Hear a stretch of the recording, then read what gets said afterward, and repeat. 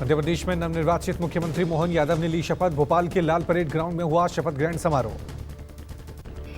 मैं डॉक्टर मोहन यादव ईश्वर की शपथ लेता हूं कि मैं विधि द्वारा स्थापित भारत के संविधान के प्रति सच्ची श्रद्धा और निष्ठा रखूंगा। सीएम मोहन यादव के अलावा मध्य प्रदेश के डिप्टी सीएम राजेंद्र शुक्ला और जगदीश देवड़ा ने भी शपथ ली। जल्द मंत्रिमंडल के नाम होंगे तय। सीएम मोहन यादव के शपथ ग्रहण समारोह में बीजेपी के दिग्गजों की मौजूदगी। प्रधानमंत्री नरेंद्र मोदी, अमित शाह, जेपी नड्डा, नितिन गडकरी स्टेज पर मौजूद रहे।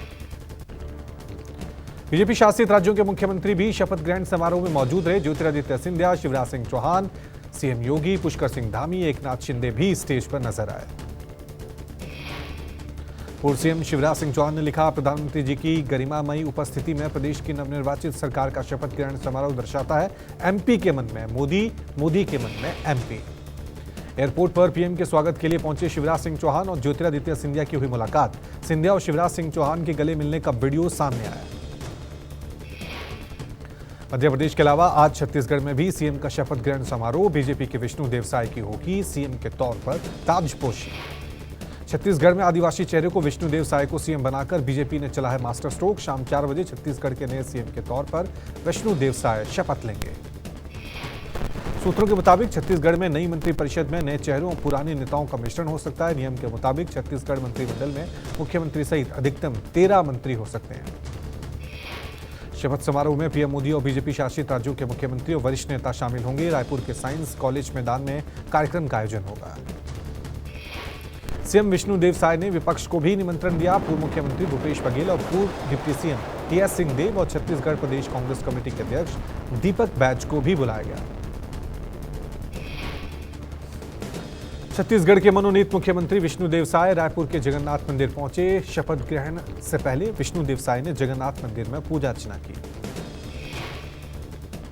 पूजा के बाद विष्णु देव साय का बयान, कहा आज सरकार के सीएम के रूप में शपथ लेनी है। भगवान बालभद्र स्वामी और सुभद्रा माता के आशीर्वाद लिया। प्रार्थना की कि मुख्यमंत्री का पद निभाने की शक्ति हमें प्रदान करें।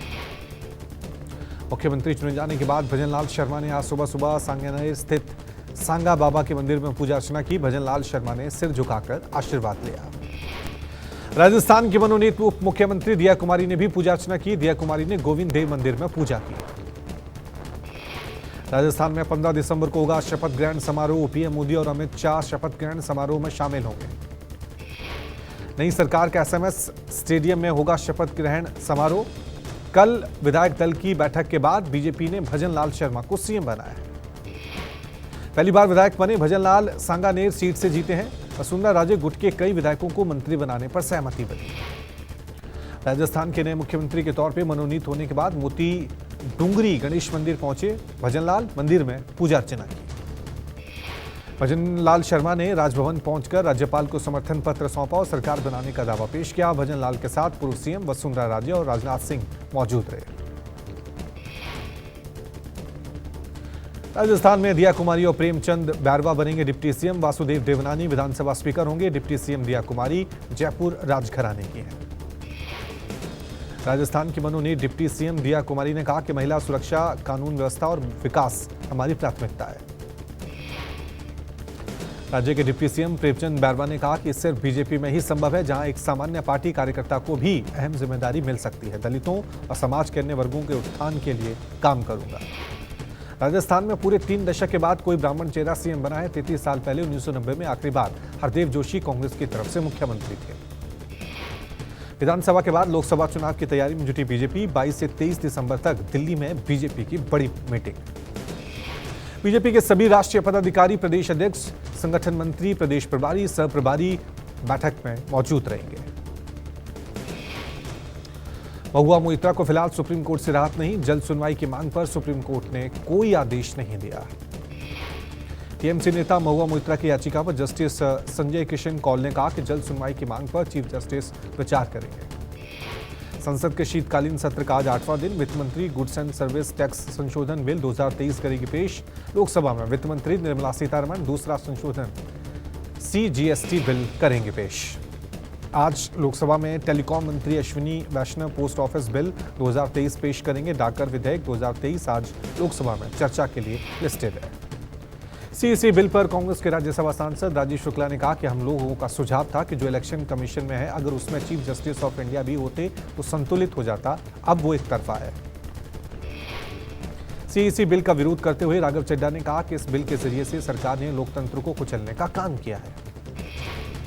संसद हमले की 22वीं वर्षी पर शहीदों को याद किया गया। पीएम मोदी, जगदीप धनखड़, अमित शाह, जेपी नड्डा समेत वरिष्ठ नेताओं ने शहीदों को पुष्पांजलि अर्पित की। शहीदों की श्रद्धांजलि कार्यक्रम में परिवार के लोग भी मौजूद थे। प्रधानमंत्री नरेंद्र मोदी और उपराष्ट्रपति धनखड़ ने शहीदों के परिवार से बात की और सांत्वना दी। साल 2001 में आतंकवादी संगठन लश्कर-ए-तैयबा और जैश-ए-मोहम्मद के आतंकियों ने 13 दिसंबर को संसद परिसर पर हमला किया था, जिसमें 9 की मौत हो गई थी। सुरक्षा बलों ने 5 आतंकियों को मार गिराया था।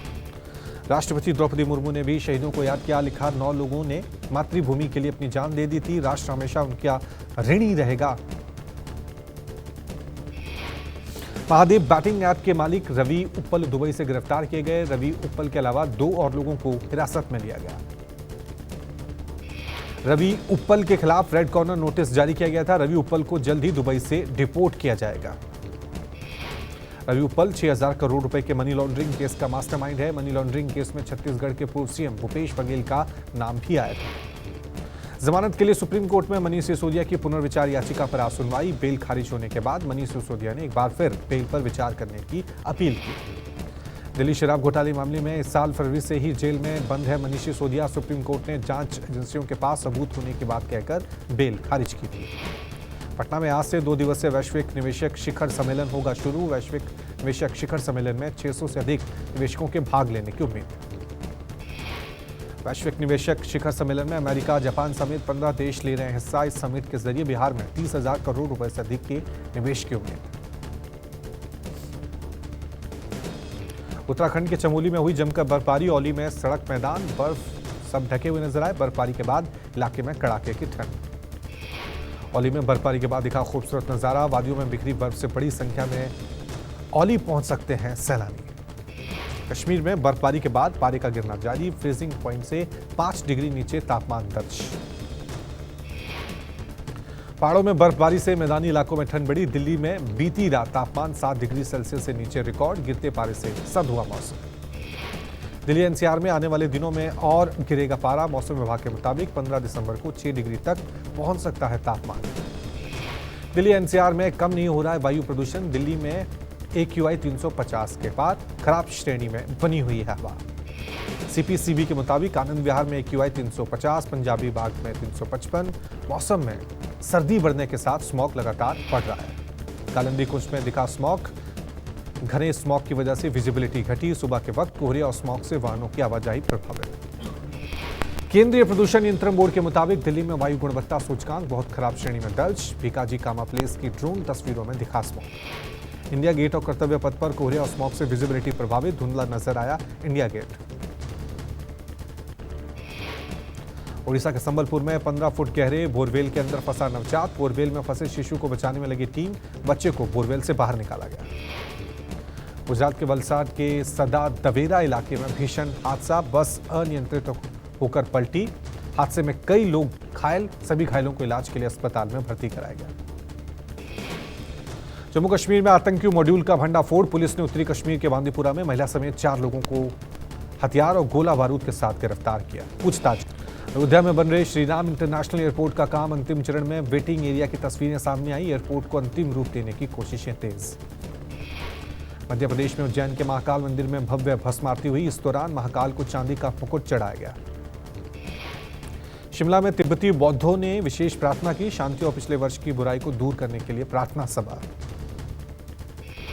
जम्मू कश्मीर के कठुआ में खूंखार आतंकियों के लिए विशेष हाईटेक जेल बनाई जा रही है। 105 करोड़ की लागत से महानपुर में बन रही इस जेल में 600 आतंकियों को रखा जाएगा। इस बात की जानकारी गृह मंत्री शाह ने राज्यसभा में दी।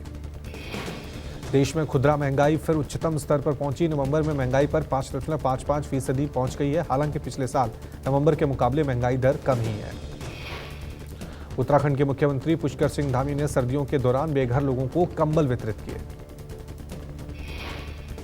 एशिया के सबसे बड़े हिंडन एयरबेस में सेंधमारी की कोशिश। वायुसेना बेस की दीवार के पास 4 फुट का गड्ढा मिलने से मचा हड़कंप। जांच में जुटी आईबी और एटीएस। एयरबेस में घुसपैठ की आशंका के मद्देनजर पुलिस ने शुरू की छानबीन। घटना के बाद पुलिस सतर्क। अधिकारियों ने सूचना मिलते ही खोदे गए गड्ढे का निरीक्षण किया। एयरफोर्स की ओर से टीला मोड़ थाने में दर्ज कराई रिपोर्ट। सीसीटीवी फुटेज के जरिए आरोपों की तलाश में जुटी पुलिस। जांच एजेंसियां जांच कर रही हैं। जेएनयू में धरना देने पर 20,000 और राष्ट्र विरोधी नारेबाजी पर लगेगा 10,000 का जुर्माना। जेएनयू प्रशासन ने जारी किया आदेश। प्रशासन के आदेश के बाद जेएनयू में छात्रों में नाराजगी। छात्रों ने कहा, यह हमारा संवैधानिक अधिकार, हम अपनी मांगों को लेकर प्रदर्शन करें। वाराणसी में काशी विश्वनाथ कॉरिडोर के 2 साल पूरे हो रहे हैं। फूलों को रंग बिरंगी लाइटों से सजाया गया है। 13 दिसंबर 2021 में लोकार्पण के बाद पर्यटकों और श्रद्धालुओं में रिकॉर्ड बढ़ोतरी। ब्रिटेन में अगले साल होने वाले आम चुनाव में कंजर्वेटिव पार्टी ने भारतीय मूल के डेंटिस्ट को ऑक्सफोर्ड से बनाया उम्मीदवार। डॉक्टर विनय रानीगा ने अपनी उम्मीदवारी को ये जानकारी पोस्ट के जरिए दी। बांग्लादेश में अगले साल होने वाले आम चुनाव का मुख्य विपक्षी दल बीएनपी करेगा बायकॉट। खलीदा जिया की पार्टी के चुनाव से हट जाने का फायदा सत्तारूढ़। साउथ अफ्रीका ने दूसरे T20 मैच में भारत को 5 विकेट से हराया। भारत ने पहले बल्लेबाजी कर बनाए 7 विकेट पर 180 रन। बारिश की वजह से मिले 152 रनों के टारगेट को साउथ अफ्रीका ने 5 विकेट खोकर 14वें ओवर में हासिल कर लिया। भारत की ओर से रिंकू सिंह और कप्तान सूर्य कुमार यादव ने 50 जमाई। साउथ अफ्रीका की ओर से रीजा हेंड्रिक्स ने 27 गेंदों पर 49 रनों की तूफानी पारी खेली। टीम इंडिया के कप्तान सूर्य कुमार यादव T20 में सबसे तेज 2000 रन पूरे करने वाले दूसरे भारतीय बने। सूर्य ने विराट कोहली की बराबरी की। साउथ अफ्रीका में अगले साल होने वाले अंडर 19 वर्ल्ड कप के लिए टीम इंडिया का ऐलान। 15 सदस्यीय टीम की कप्तानी उदय सहारण को सौंपी गई। अक्टूबर में औद्योगिक उत्पादन बढ़ा। आईआईपी की ग्रोथ रेट 11.7% रही, पिछले 16 महीने में सबसे ज्यादा। दिल्ली के लोगों को बड़ी गुड न्यूज। वाराणसी से दिल्ली के बीच चलेगी एक और वंदे भारत ट्रेन। 17 दिसंबर को पीएम मोदी दिखाएंगे हरी झंडी। फिल्म फाइटर में एक्टर करण सिंह ग्रोवर की हुई एंट्री। फिल्म में करण सिंह लीडर सरताज गिल उर्फ का किरदार निभाएंगे।